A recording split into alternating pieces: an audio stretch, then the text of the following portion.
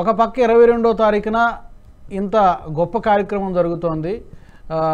మరో పక్కేమో మమతా బెనర్జీ గారు సద్భావన యాత్ర అని చెప్పి అదే రోజు అక్కడేమో వెస్ట్ బెంగాల్లో చేస్తూ ఉన్నారు. ఈ అంటే ఇదేమన్నా అంటే అటెన్షన్ డైవర్ట్ చేయడానికి ఒక కుటిల ప్రయత్నమైనా ఎలా చూస్తారు? మమతా బెనర్జీ గారి యాత్రను ఎట్లా చూస్తారు?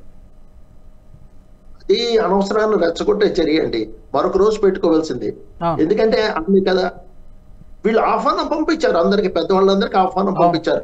వాళ్ళు వచ్చి ఉత్సవంలో పాల్గొని ఆనందపడవద్దు అని ఎవరు చెప్పలేదు వాళ్ళకి. వాళ్ళు కూడా చక్కగా వచ్చి పార్టిసిపేట్ చేసుకోవచ్చు.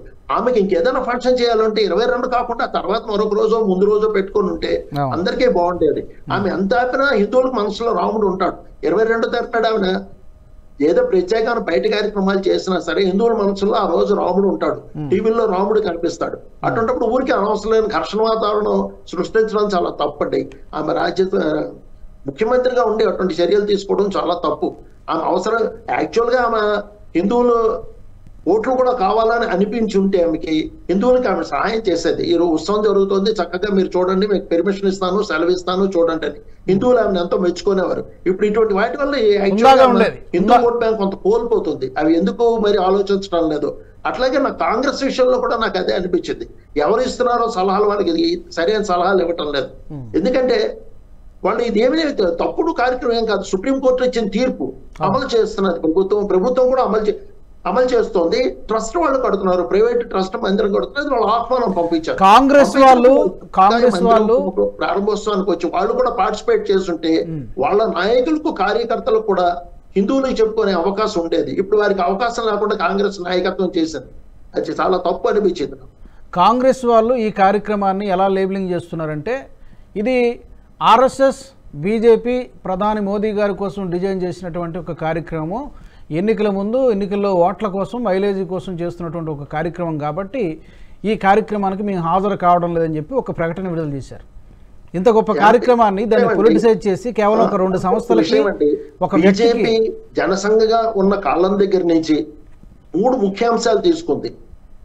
అయోధ్యలో రామ మందిరం నిర్మించడం, ఆర్టికల్ 370 కాశ్మీర్లో రద్దు చేయడం, ఉమ్మడి పౌరసత్వ బిల్లు తీసుకురావడం. ఈ 3 తన మత ఆధారిత అంశాల కింద ఏనాడో కన్సిడర్ చేయలేదు. వాటిని సాంస్కృతిక అంశాల కింద మాత్రమే కన్సిడర్ చేసింది. రాముడు అన్నవాడు మిగతా వాళ్ళు మతంగా చూస్తున్నారేమో కానీ బీజేపీ దృష్టిలో సాంస్కృతిక పరంపరకి ఆయన వారసుడు. అందుకని ఈ 3 ఇష్యూల్ని 40 ఏళ్లుగా ప్రమారం ప్రతి ఎన్నికల మేనిఫెస్టోలోనూ పెట్టుకొని వస్తోంది. అందుకని ఆ రోజు నుంచి అది ప్రయత్నిస్తూ వస్తుంది. మందిర నిర్మాణానికి అవకాశాలన్నీ చూస్తూ వస్తుంది. అసలు మనకి రిటైర్డ్ ఆర్కియాలజిస్ట్ కేకే మహమ్మద్ గారు చెప్పిన దాని ప్రకారం 1978 తవ్వకాలప్పుడే ఈ శిలలు బయటపడ్డాయి, విగ్రహాలు బయటపడ్డాయి, లోపల స్తంభాలు బయటపడ్డాయి. ఖచ్చితంగా ఇది హిందూ దేవాలయం ధ్వంసం చేసి ఆ మెటీరియల్ తో నిర్మించే మసీదు అని క్లియర్ గా అప్పుడు చెప్పారు. అయితే కమ్యూనిస్టు చరిత్రకారులు దీన్ని పన్నవలేదని ఆయన ఓపెన్ గా చెప్పారు.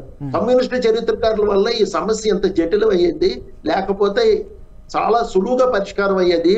అప్పుడు ముస్లిం సంఘాలు కూడా ఒప్పుకున్నాయి, కానీ రాజకీయ అవసరాల కోసం కమ్యూనిస్టులు మిగతా వాళ్ళని రెచ్చగొట్టారు, దానివల్ల సమస్య జటిలమైందేమో అని చెప్పారు.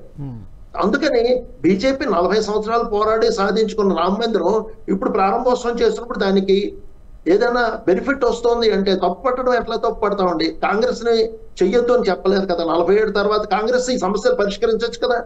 370 పరిష్కరించవచ్చు, అయోధ్య సమస్య పరిష్కరించు. 60 సంవత్సరాలు పరిపాలించారు ప్రజలు, వాళ్ళకి పూర్తి అధికారం ఇచ్చారు. ఇప్పుడు బీజేపీకి ఇంకా పూర్తి అధికారం ఇవ్వలేదు. ఒక లోక్సభలోనే ఇచ్చారు, రాజ్యసభలో లేదు. అట్లా కాదు, నెహ్రూ, ఇందిరాగాంధీ, రాజీవ్ గాంధీకి 2 సభల్లో 2/3 మెజారిటీ ఉండేది. చిత్తశుద్ధి ఉంటే చేయాలన్న ఉద్దేశం ఉండాలి కదా శాస్త్రి గారు, చేయాలన్న ఉద్దేశం ఉండాలి. చేయాలన్న ఇంటెన్షన్ ఉంటే ఎలాగైనా జరిగి ఉండేది. వాళ్ళకి ఆ ఉద్దేశం లేదు కదా. Right from the beginning vote bank రాజకీయాలకు వెళ్ళిపోయి ముస్లిం సంతుష్టీకరణ ఓటు బ్యాంక్ రాజకీయాలకు వెళ్ళిపోవడం వల్ల ఈ సమస్యలు పట్టించుకోలేదు. ఈ వీడియో మీకు నచ్చినట్టయితే లైక్ చేయండి, 10 మందికి షేర్ చేయండి. అలాగే కామెంట్ల రూపంలో మీ అభిప్రాయాలను మాతో పంచుకోండి. Nationalist hub group of channels ను సబ్స్క్రైబ్ చేసుకుని తెలుగునాట జాతీయవాద జర్నలిజాన్ని ప్రోత్సహించండి. ఈ వీడియో కింద ఉన్న బెల్ ఐకాన్ పై క్లిక్ చేయడం మర్చిపోవద్దు.